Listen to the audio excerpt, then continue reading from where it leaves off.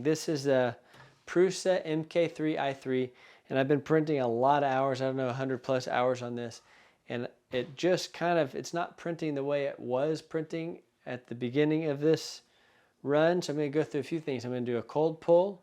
First, I got to take the filament out. So we'll take the filament out, then we'll do a cold pull. And if that doesn't work, we'll change the nozzle. And I kind of wanted to document how to do this so that you guys could do it too. So first thing we're going to do is we're going to unload the filament. So on the Prusa, it's real simple. You just go to unload filament. And it'll start preheating. And it'll preheat a little bit. You know, one other thing we'll do when it gets a little bit hotter is you just take the brush, and this nozzle's pretty clean, but sometimes you'll get all sorts of gunk up there, and when it's hot, you can just wire brush it in there, and it'll come right off, clean everything off. So that's probably your first line of defense in just cleaning the nozzle. Okay, so once it gets to the temperature where this is melting, it says press the knob to unload filament, and it just unloads it just like that. Okay, there we go. You want to make sure you put your filament end in there so it doesn't fly all over the place. I'm almost done with that spool though, as you can see. Okay, the next thing we need to do is we need to loosen this tensioner here that grips the stepper motor for the extrusion. So these are the two screws for that. I'm not sure if you have to take it out or not. Okay, so that's loose now. I should be able to just cram that filament down. Okay, so now we're going to do a cold pull. So this is some nylon filament. To do a cold pull, I heard nylon's what you use. So I have a big spool of nylon. I just take a little bit off every now and then. So 236. Once we get to 260, we are going to cram this sucker down there. Actually, I'm going to start right now. See that?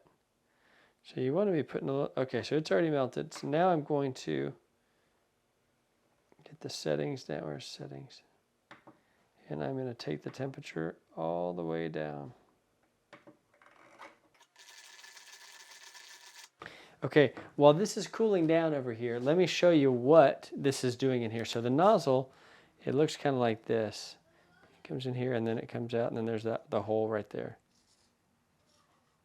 And so what'll happen is there'll be little chunky monkeys around here, you know, stuck to the edges and stuff sometimes, and they don't go through for whatever reason. So when you cram that filament down there, it goes in and it basically just covers all this area.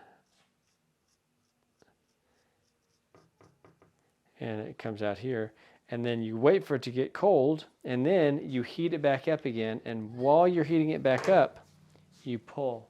And what it does is all those lodged things come loose into that nylon filament. So it's a great way to clean your nozzle before you have to change your nozzle.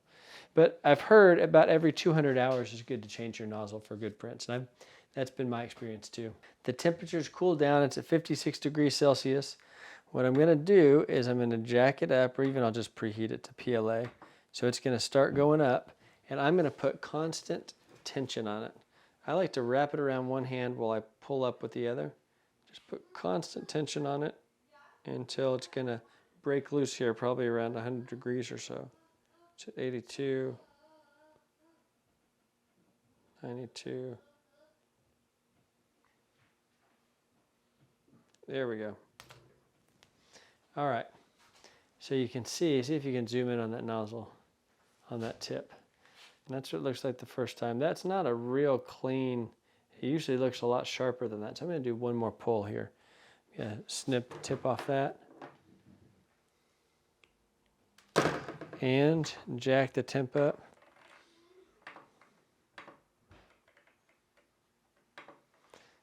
Just on the nozzle. So we're going to do a second cold pull. Sometimes I do this 2 or 3 times until I don't see any more junk in there. So I'm just going to kind of put continual pressure on it here until it pops out. He's filming right now, Bubba. There we go. Okay. So take a look at that. That is the perfect shape of my nozzle right there. Can you see that? That is a good looking nozzle. So it looks like we're pretty clean in there. Your first line of defense in cleaning out clogs is the needle. That is 0.4 millimeters, because that's the size of my nozzle here.